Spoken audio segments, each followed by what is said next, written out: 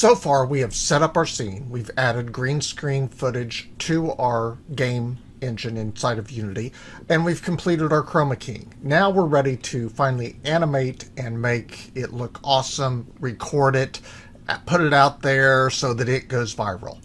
But before we get started, make sure that you've paid the class fee of 1 like or 1 subscribe. Class is in session. Okay, if you missed it in the last video, we need to add one more package to Unity to make sure that we have everything to be able to do our cinematic cameras and to do the recording and to get the timeline, everything to work correctly. That is the Cinematic Studio, which is Unity's tool for doing all of the visuals that we're going to be doing in this session. Now that we have the Cinematic Studio installed, we need to add our timeline to the display so that we have all of our components and can get busy creating our cinematic masterpiece. So let's go down and we're going to go to sequencing in our window, select timeline. It will probably by default put it up here in this window. I much prefer to have it down here to work with the timeline there. Once we've got the timeline added, then we need to create a timeline storage for each of our scenes. The best way to do that is with an empty. So create an empty game object. I'm going to rename mine to scene 1, though the project's only going to have 1 scene in it. This is going to be a short, so it'll be a real quick project. Then with your scene 1 empty game object selected, click on create in your timeline. That will allow you to create a timeline for the Unity scene that you're doing. I had already created this previously. So now we're ready to get busy. By default, your main camera should become a Cinemachine brain, which is how it keeps track of all of the objects or cameras in your scene. But if that doesn't happen, just simply go down here to the plus, and you're going to need to do this anyhow. Create a Cinemachine track, and now we've got a track for keeping track of all of your cameras. We're only going to have 1 camera active at one time, but you can have as many cameras inside the scene as you need. So once we've got that in there, we can go ahead and start adding cameras. So let's go in and go to a game object and go to Cinemachine and add a virtual camera. There's our virtual camera. Cinemachine VCam 1 is our virtual camera 1. We can add as many of those as we want. I'm going to start with just simply adding 2 virtual cameras for the first part of the scene. So we've got cam 1, cam 2. I've got my video on my quad. I'm going to rename that because quad is a horrible name for what that is. And this is actually just my video 1. So we'll call that video 1. Have our timeline here with our scene 1 selected. And I'm going to drag the video 1 into my timeline and create an animation track with that. And let's put VCam 1 in here up at our camera. Good. And I'm going to add female 1 also to my timeline. For this first segment, let's see, currently I am good. Currently I'm showing everything as time in the system, how many seconds have elapsed in the thing. You can also show it. You may by default already be on frames. If you're on frames, you can change that to seconds. I prefer seconds for keeping track of something like this, but if you want to keep track of it in frames, go ahead and leave it in frames. But seconds is a little easier for planning your shot. Remember, I'm making a shorts with this, so my maximum amount of time is approximately 58 seconds in what we're creating. So we've got our camera 1. It's going to focus on the player or the video 1 animation. Generally, when new objects get created in this, of course, they are... Oh, there it is. Cam 1 is currently looking at my female character 1, but I need it to look at the video 1. So I'm going to make a few adjustments to VCam 1. So back here to scene 1. VCam selected, and then you can adjust what the camera is doing inside of your controls. for camera 1, I want it to follow my video 1. So I'm going to go down here to follow, start typing in video 1, and we'll select that. And we also want it to look at video 1. There we go. And we'll do a few more adjustments to that in just a second. I'm going to go ahead and drag in video camera 2. And that is going to be focused on the female 1 character. So again, we're going to tell it to follow, and it's going to be focused on female 1. And it's going to be looking at female 1. So in other words, I will always want it to look at her. And that's going to capture my wave.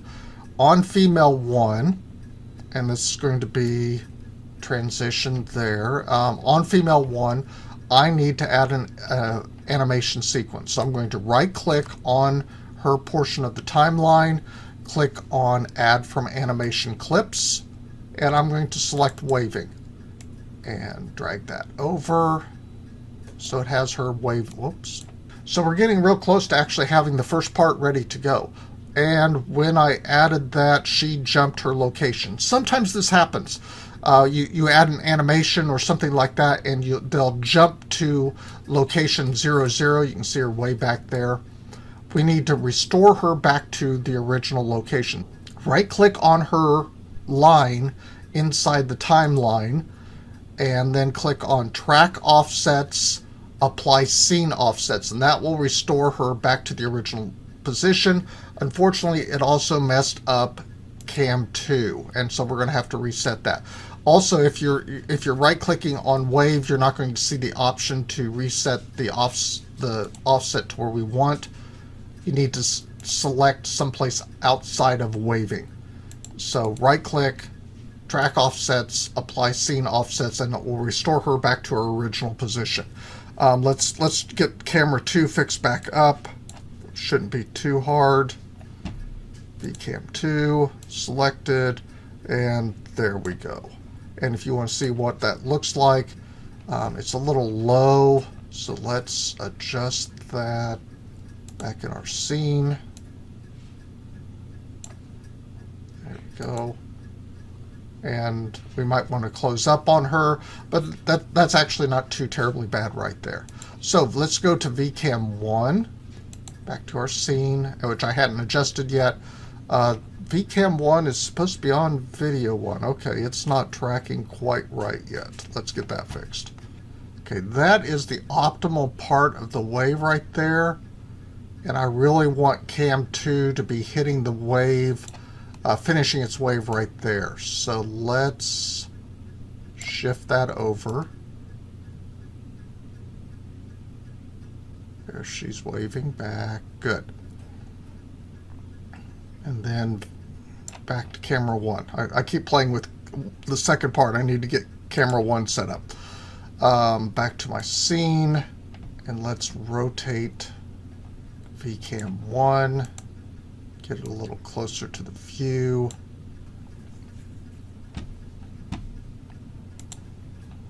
Okay, and it's getting closer now. Let's drag it in. And how's that looking in my game scene? Okay, that's where it's going to play at. I need to do a few adjustments, and that can be done with the aim. The aim gives you an idea of what's actually going to be picked up on the camera for the actual shoot. So we can adjust this a little bit. I want this to be looking a little higher, and I want to adjust the move a little bit. And let's play with the bias a little bit. So I want it to be a higher view. Good. Because we want to cut off the very bottom of the tricycle or the bicycle. Good. And let's adjust it a little bit so that we're making good use of our thirds. Good. And we can adjust our screen view a little bit. Well, we may be a little high in this view, so we need to change how that is recording the screen. Adjust it in the scene, go to VCam 1, drag it up just a little bit so it's not looking so high. Yeah, that looks better. Go back here. Now we've cut off the spaceship that's coming in to cause all kinds of mayhem. And we're making good use of our thirds. We can see the scene, and as this moves forward, we'll be able to see the female one off to the side. The last thing that's really a big thing for what we're going to be doing is making the animation work. And so let's do that. So I'm all the way back here at 0, 0, and I'm going to use the record button for shifting my video. I'm going to shift back to scene. There we go. Let's get in down here a little closer. Now we need to think about how far is the bicycle going to move in that first 5 seconds. I think I'm shooting for somewhere in this area of the screen. So the video is going, the quad is going to move from this location over to here. With my scene selected, I'm going to go to video, click on the record, right click in here, tell it I want to key all animations. So from the very first location of my video, and I'll move it just a smidge, it will create that first key for doing the keyframing. Now I'm going to jump over here to 5 seconds for the end of frame, the first one, and shift this down the street so it's past her. And this is just 5 seconds of movement, so not a lot there. We'll stop the recording and then right click and convert to track. So now when I scrub, you can see that it's moving along. And we can of course test this, save real quick, and then run. Okay, something's not playing right. Oh, yeah, I'm getting an error on cam run. Okay, let's figure out what's going on wrong there. And that was my problem. Okay, so I had not assigned the camera to my Cinemachine brain. So hit the arrow on that. It'll only give you one option. It should be your main camera. And basically what's happening every time I shift to a different virtual camera, it is shifting the main camera to that location. So now my virtual one, V1 is playing, and then it shifts to the second camera. So let's see that play. There it is. We'll need to make some adjustments. Okay, we got some wobble going on there to fix with camera 1. I wonder if it's locating on her wave arm so that that actually, I think that's what it's doing. Yeah, it's shifting with her arm. So let's fix that problem. Okay, virtual camera. And then back here on camera 1, there's a couple little things that we can help it to improve as well. Let's, on our aiming, have it look ahead. The further we have it look ahead, the better it's going to do on handling any movements. And we can, since we're only moving along the x-axis, we don't need it to look at y-axis movement. So I'm going to tell it to ignore y-axis. Just needed to change the body so that it was not following the transposer, in other words, the wave movement. Instead, we're going to tell it to do nothing, so now it'll just sit there like it's supposed to. Believe it or not, we're about... This is the technical part. We've finished the technical part of the animation. Everything from this point forward is just repeating these exact same sequences. Okay, so the last thing that we need to do is record our cinematic masterpiece. We're going to go to Window, down to General, and to the Recorder. And we're going to open up the Recorder window. That will allow us to set up our recording. So, we've got our recording. I want constant frame back. Select how many frames per second. I'm going to go with a standard 24 frames per second. That's perfect for uploading to YouTube or TikTok or Reels on Facebook, whatever you're using. You can go for a higher frame rate, but for an animation like this, 30 is, or 24 is going to be fine. We're going to do a movie. I had already started this process. We're going to just simply click on, if you don't have anything here, click on Add Recorder, and you're going to create a movie. That'll open up this control. You're going to be capturing this. What's your source? Select your targeted camera, whatever the current camera is that is being selected for this. And then you're only going to record from the active camera. Okay? Or you could go with main camera, since literally the main camera is the camera that is shifting back and forth through the entire process. We're going to go with match the window size so that all of our work on setting up the parameters for the camera are recorded. And then what's going to be your output. H264 MP4 is going to be fine. We're going to go for a high quality output. And then it's going to save the file as movie, whatever, and then the different takes. So if you're doing one take for the whole thing, which nobody ever gets away with just doing it once, it would just simply say movie _001. It's going to save it into your project file, so it'll be at the same place where your project is being stored, and it'll save it. Once you're done, you hit start recording, and it records the whole thing, outputs the thing. And you can click here to see the output. Is that the right side? You can click here. You can click here.